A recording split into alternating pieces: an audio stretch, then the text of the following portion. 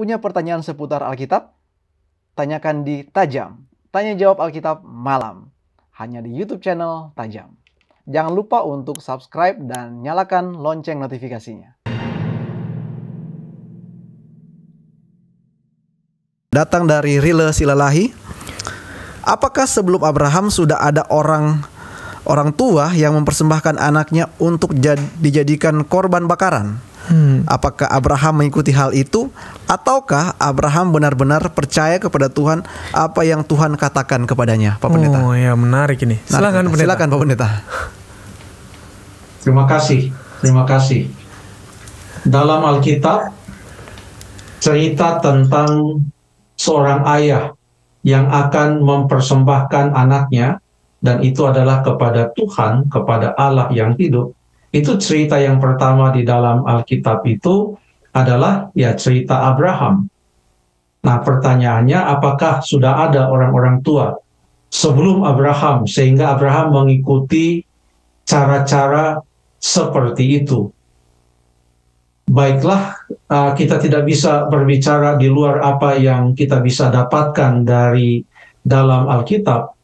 Di dalam kitab Imamat pasal yang ke-18 ayat yang ke-21, coba kita buka. Imamat pasal yang ke-18 ayat yang ke-21. Di sini ada satu referensi tentang orang yang mempersembahkan anak-anaknya kepada dewa-dewa. Coba kita baca Imamat 18 ayat yang ke-21. Silahkan. Baik, ayat 21.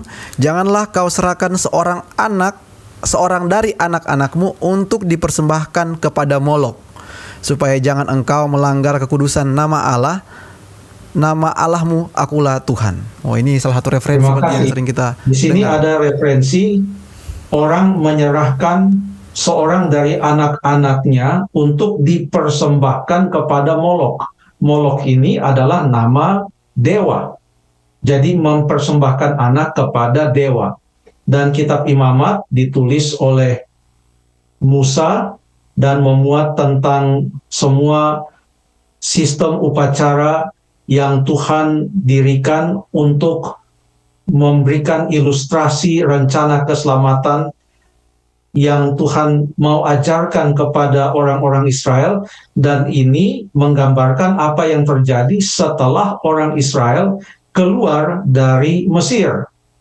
Kitab Imamat ini dituliskan.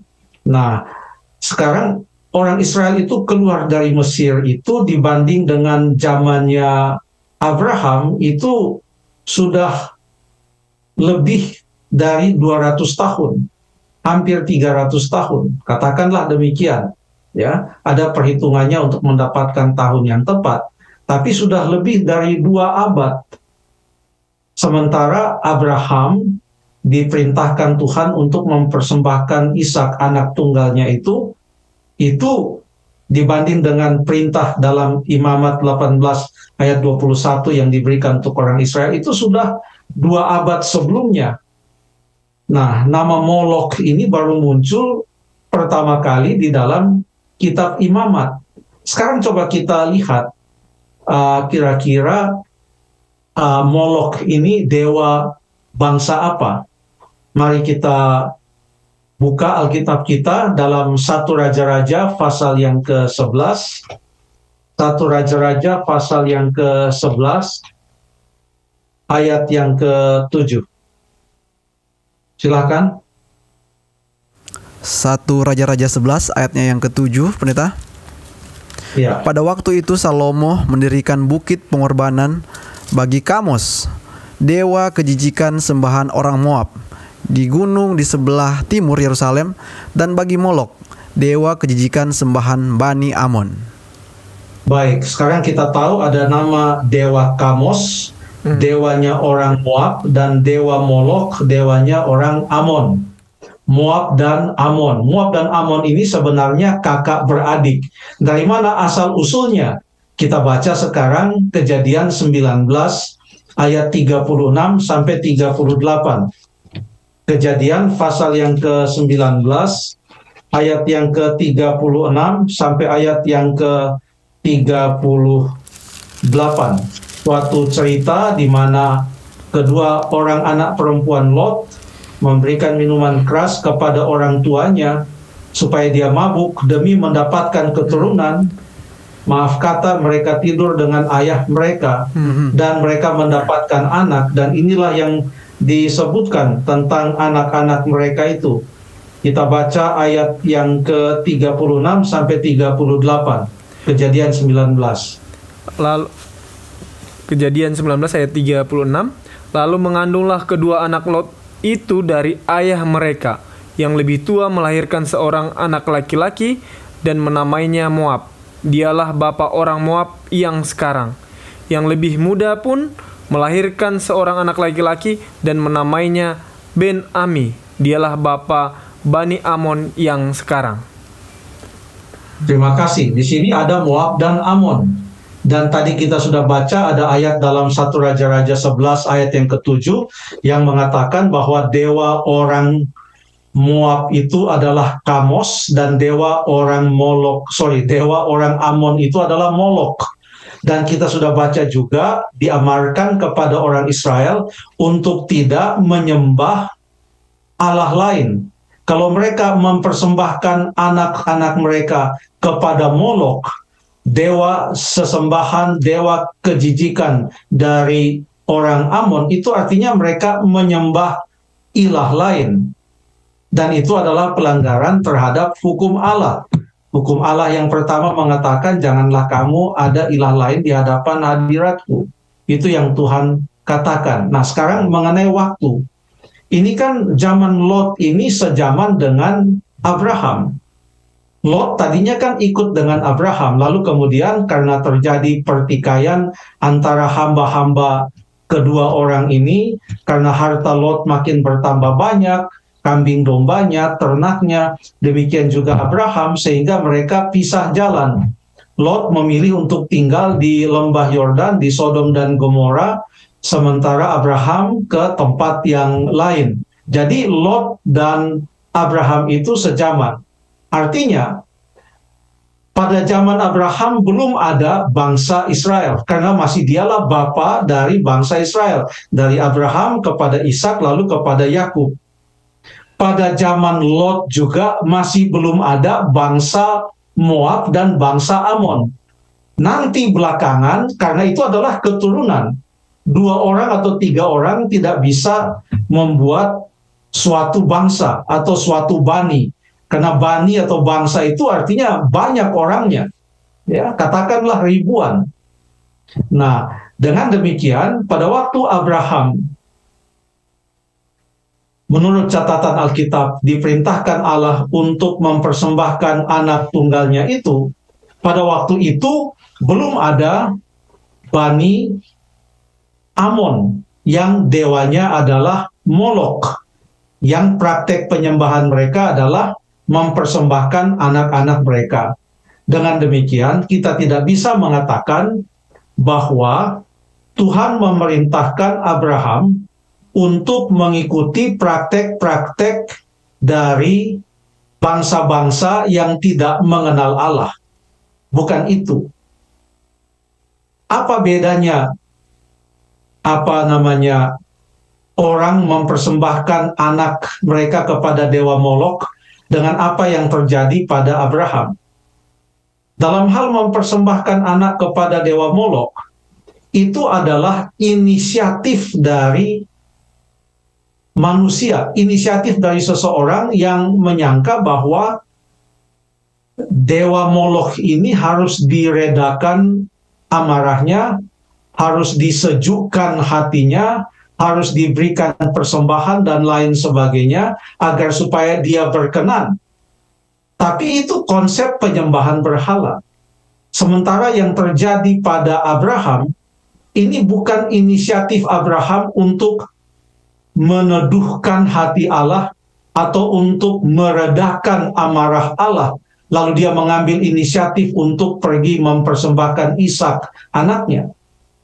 Ini adalah perintah yang betul-betul datang dari Tuhan Allah sendiri.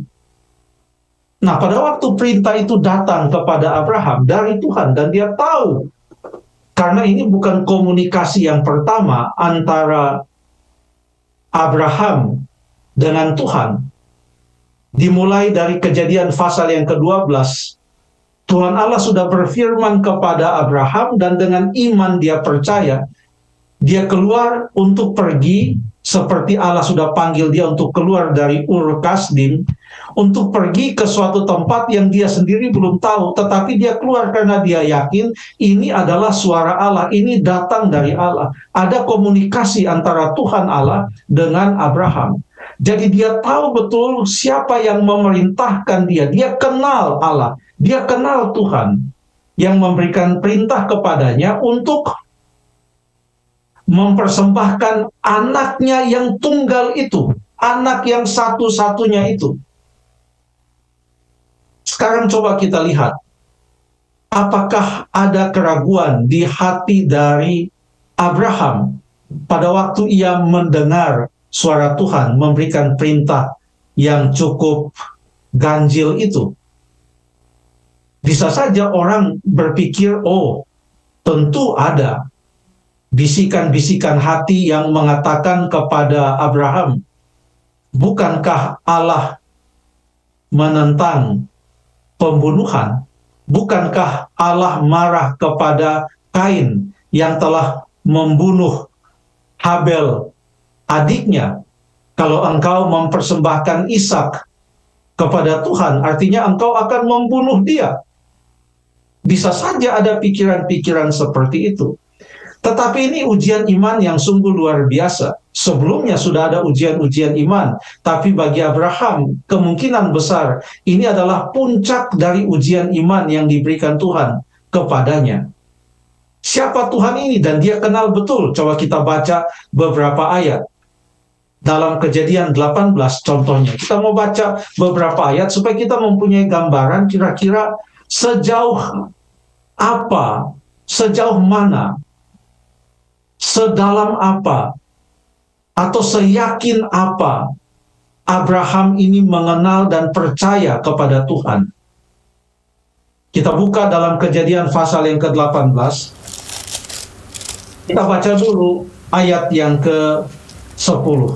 Ini setelah Tuhan Allah datang lalu menjanjikan anak kepada Abraham dan Sarah. Kita baca ayat yang ke-10, silakan. Dan firman-Nya, sesungguhnya aku akan kembali tahun depan mendapatkan engkau. Pada waktu itulah Sarah istrimu akan mempunyai seorang anak laki-laki, dan Sarah mendengarkan pada pintu kemah yang di belakangnya. Terima kasih. Lalu kita baca lagi ayat yang ke-14. Ayat yang ke-14. Adakah sesuatu apapun yang mustahil untuk Tuhan? Pada waktu yang telah ditetapkan itu tahun depan, aku akan kembali mendapatkan engkau. Pada waktu itulah Sarah mempunyai seorang anak laki-laki. Di sini Abraham mendengarkan suara Tuhan berkata langsung kepadanya, tahun depan. Bahkan di ayat 14 dikatakan, pada waktu yang telah ditetapkan itu, dan waktu yang ditetapkan itu akan terjadi tahun depan. Luar biasa. Saat kelahiran Ishak itu diberitakan kepada Abraham. Lalu apa yang terjadi?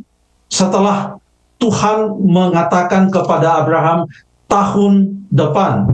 Sekarang kita baca pasal 21, kita akan baca ayat yang ke-20, pasal 21 ayat yang kedua. Ayatnya yang kedua, pendeta. Ya. Maka mengandunglah Sarah, lalu ia melahirkan seorang anak laki-laki bagi Abraham dalam masa tuanya, pada waktu yang telah ditetapkan sesuai dengan firman Allah kepadanya.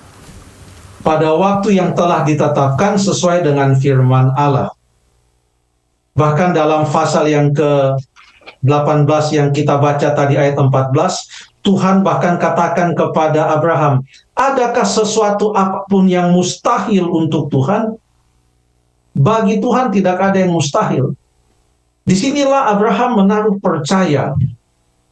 Dan dia buktikan bahwa Allah yang berfirman, walaupun itu melalui suatu perjalanan yang panjang, di mana ia sempat meragukan, dia sempat menawarkan, sudahlah, biarlah hambaku Eliezer ini yang akan menjadi ahli waris.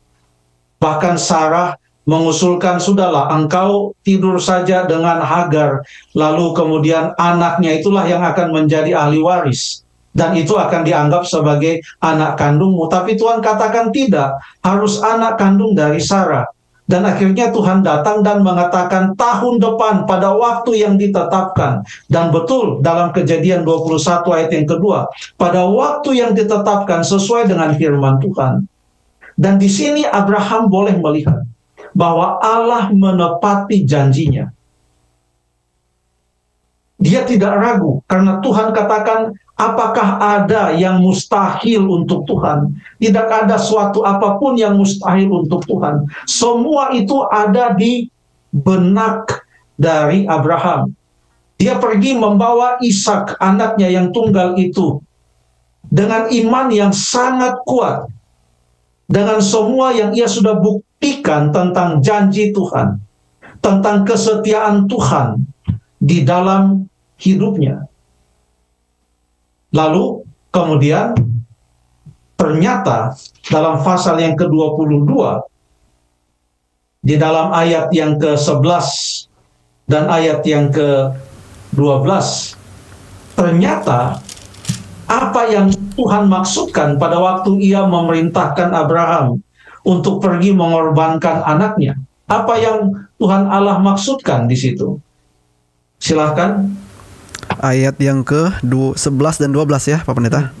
Ya, Tetapi Kejadian 22 ya. Ya. Tetapi berserulah malaikat Tuhan dari langit kepadanya, "Abraham, Abraham." Sahutnya, "Ya Tuhan."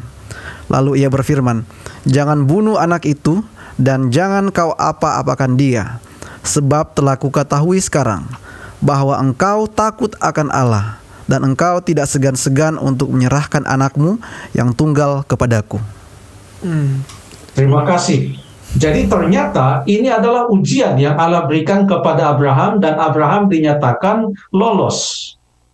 Ujian akhir yang sangat sukar itu. Dari kuis-kuis yang kecil, ada kuis-kuis yang dia gagal. Makin lama ujiannya makin berat. Begitu masuk ujian akhir, dia maju dengan iman dan dia lolos. Jadi ini bukanlah sesuatu yang mengikuti praktek penyembahan berhala. Terima kasih.